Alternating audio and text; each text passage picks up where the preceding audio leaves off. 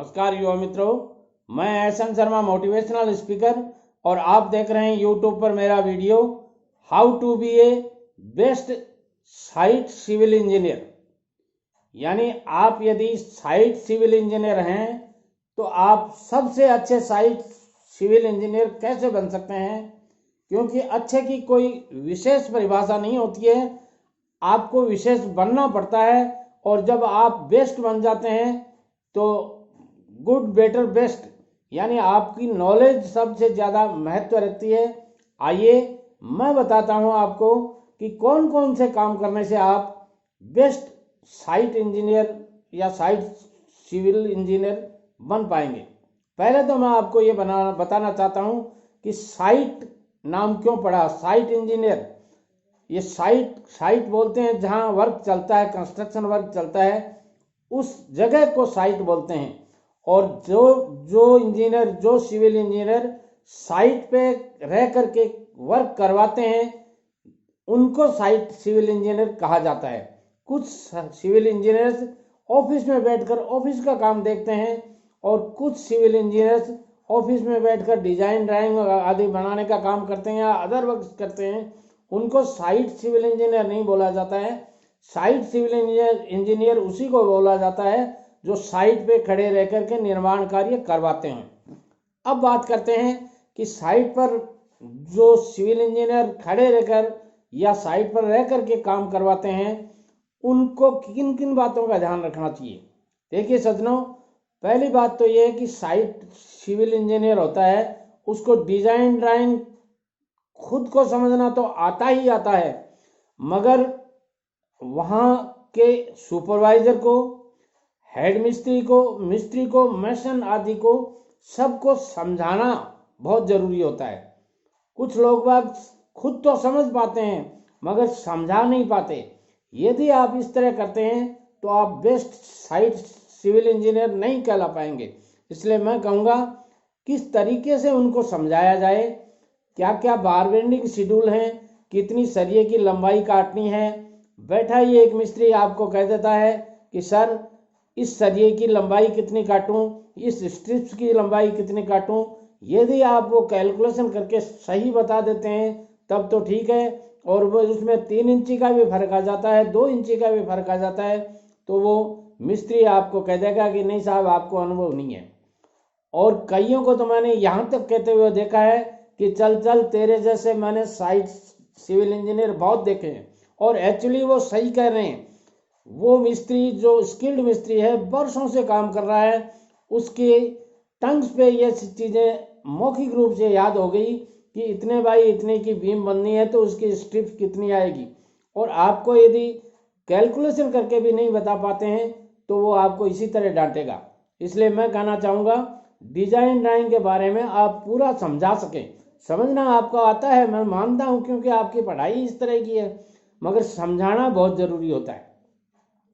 Labour से काम कैसे करवाएं, ये बात भी बहुत से सिविल इंजीनियर्स को पता नहीं होता। साइट सिविल इंजीनियर्स होते हैं नए नए फ्रेशर, जाके खड़े हो जाते हैं, उन्हें वर्क करवाना नहीं आता है, तो ऐसी स्थिति में उन्हें इस तरह की परेशानियों का सामना करना पड़ता है। अगली बात आती है कि आप में टेक्निकल स्किल के साथ साथ मैनेजरियल स्किल भी आपको आनी चाहिए। यानी मैनेज कैसे किया जाता है, मैनेजर का काम, एक साइट सिविल इंजीनियर हैं आप, तो आपको एज ए मैनेजर भी काम करना पड़ता है वहाँ। और एज ए मैनेजर काम करने के लिए आपको एक चीज़ नहीं देखनी पड़ती है, सारी की सारी सुविधाएं देखनी पड़ती हैं।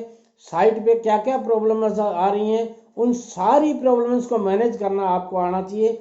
यदि ऐसा नहीं आता है तो आप बेस्ट साइट सिविल इंजीनियर नहीं कहला पाएंगे। अगली बात आती है कि सेफ्टी के बारे में आपको स्वयं का ध्यान रखना है, आपकी स्वयं की सेफ्टी करना आना चाहिए आपको, और काम करने वाले कर्मचारियों की सेफ्टी भी आपको रखनी पड़ती है। ये भी आपका दायित्व होता है। साइट पे यदि आप रहते हैं और कहीं कोई दुर्घटना हो जाती है तो आप वहाँ चार्जेबल हेड बन सकते हैं।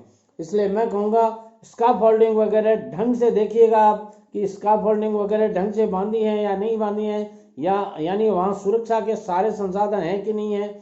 इसके अलावा मैं कहूँगा क्वालिटी ऑफ मटेरियल, 2 चीज़ें होती हैं क्वालिटी ऑफ मटेरियल में। एक तो क्वालिटी ऑफ मटेरियल होता है और क्वालिटी ऑफ कंस्ट्रक्शन। जब आप मटेरियल, एक तो मटेरियल हल्का आ जाता है, इट मीन्स जैसे मान लीजिए ईंट लगनी थी 1 नंबर की और साइड पे आ गई 1.5 नंबर की, ये अब आपकी जिम्मेदारी हो जाती है, क्योंकि आपको चेक करना पड़ता है। यदि आप चेक नहीं करते हैं तो आप साइट सिविल इंजीनियर की पदवी के लायक नहीं हैं। इसलिए आपको पता होना चाहिए कि 1 नंबर ईंट ये है और 1.5 नंबर ईंट ये है। अब बात आती है कि ईंट मान लीजिए आपने 1 नंबर मंगा ली, मगर यदि वर्क आपका गुड क्वालिटी का नहीं हुआ, अच्छी क्वालिटी का नहीं आया, तो ये भी लाइबिलिटी आपकी होती है। इसके अलावा ठेकेदारों के साथ में आपका उनको टैकल करना भी आना चाहिए आपको। आपकी साइट पे मान लीजिए बड़ा प्रोजेक्ट चल रहा है, तो वहाँ 10 प्रकार के 20 प्रकार के कॉन्ट्रैक्टर्स होते हैं और सब कॉन्ट्रैक्टर अपने आप को बहुत बड़ा मानते हैं, मगर आप वहाँ एक साइट सिविल इंजीनियर हैं तो आपको सबके साथ में सामंजस्य बना के चलना पड़ता है।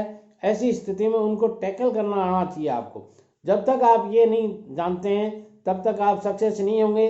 क्यों कि कई तरह के आदमी होते हैं, तरह तरह के, वो एक कहावत है ना, रही मने इस संसार में भांति भांति के लोग, सबसे हिलमिल चालिए नदी नाव संयोग।